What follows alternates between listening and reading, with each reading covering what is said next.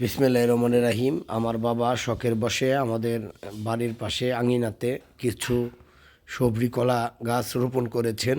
সেটি প্রতিদিনই তিনি সুন্দরভাবে পরিচর্যা করেন এবং পানি দেন। সেই গাছে কলা ধরেছেন, সেই কলাগুলো আমার আব্বু কেটে বস্তাবন্দি করেছেন পাকানোর জন্য। এখন পাকানো কলা তিনি আপনাদের দেখানোর জন্য বের করবেন। আপনারা আমাদের এই ভিডিওগুলো দেখতে থাকুন। পুরো ভিডিও দেখার সবার অনুরোধ রইল।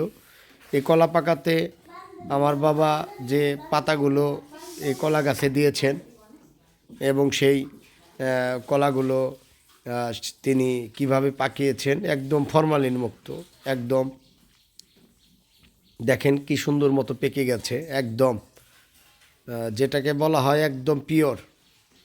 আসলে সরাসরি না দেখলে আপনারা বুঝতে পারবেন না। অনেকে বলবেন যে না জানি কোনো মেডিসিন দেওয়া হয়েছে। নো, একদম পিওর সালাবন্দি করে কিছু ঘা পাতা এবং যেটাকে বলা হয় আমাদের গ্রামের ভাষায় শয়তান গাছের পাতা, এই শয়তান গাছের পাতা দিয়েই এই কলা জাগ দেওয়া হয়েছে। সেই পাতাগুলোই যে আপনারা দেখতে পাচ্ছেন পাশে ফেলানো হচ্ছে এবং কলাগুলো এত সুন্দরভাবে পেকেছে আসলে, যেটা আপনারা সরাসরি না দেখলে বুঝতে পারবেন না। সবই আল্লাহর নেয়ামত। আসলে সুন্দর মতো পরিচর্যা করলে, ভালো মতো পরিচর্যা করলেও যে গ্রামের মাটিতেও সোনার ফসল ফলানো যায় এবং খুব দামি ফসল ফলানো যায়, সেটা আসলে বাস্তব রূপ।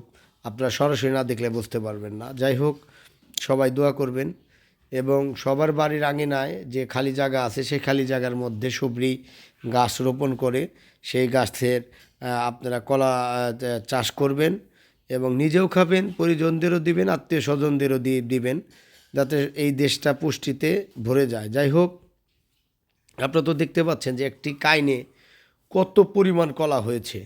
আপনারা দেখেন যে একটা কাইনে কত পরিমাণ কলা হয়েছে।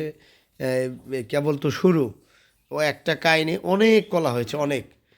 এখানে একটা, দুইটা, তিনটা, চারটা, পাঁচটা, ছয়টা, সাতটা এমনি করে বের করা হচ্ছে। আর কলাগুলোর সরাসরি না দেখলে বুঝতে, এত বড় এক একটা কলা 7 ইঞ্চি 6 ইঞ্চি করে, 5 ইঞ্চির নিচে একটা কলাও নাই। যাই হোক, এই কলার ইটা দেখেন যে কতটুক পিওর এবং কতটুক বড় সাইজের কলা হয়েছেন। যে এখন আমরা এই টোটাল কলা আরও যা সালার ভিতরে আছে যে কলাগুলো, ওগুলা বের করব। বের করে আমরা এইগুলো আত্মীয় স্বজন এবং আশেপাশে পরিজন যারা আছেন তাদেরকে আমরা দেব, সবাই মিলেমিশে খাবো। আমি আপনাদেরকে এটুকুই জানাতে চাচ্ছি যে যাদের বাড়ির আঙিনার পাশে খালি জায়গা আছে তারা এই খালি জায়গায় কলা চাষ করতে পারেন এবং এই কলা চাষ করলে অবশ্যই আপনারা স্বাবলম্বী হবেন। সবাইকে ধন্যবাদ।